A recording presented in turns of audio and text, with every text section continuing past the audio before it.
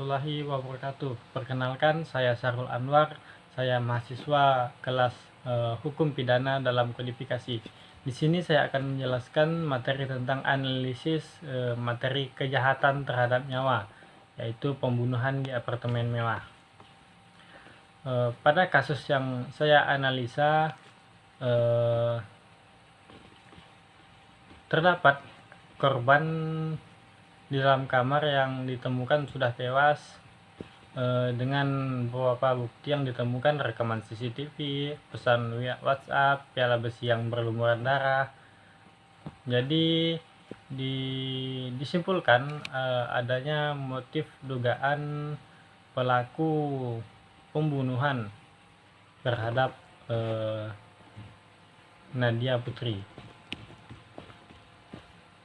Pada kasus ini belum jelas yang pasti apa motif dari pembunuhan tersebut, apakah motif dolus, apakah unsur sengaja atau unsur ketidaksengajaan, karena kasusnya masih didalami oleh pihak yang berwenang.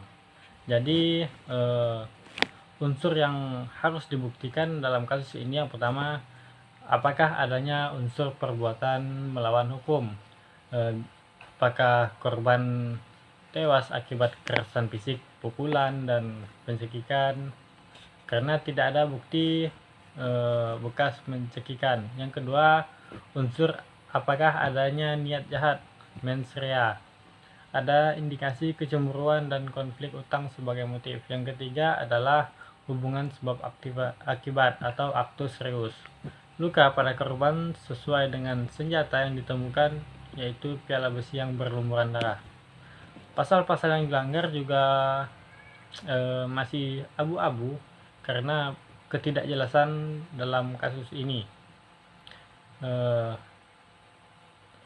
Pasal yang dilanggar dapat berupa: yang pertama, pasal 338 KUHP, yaitu pembunuhan biasa.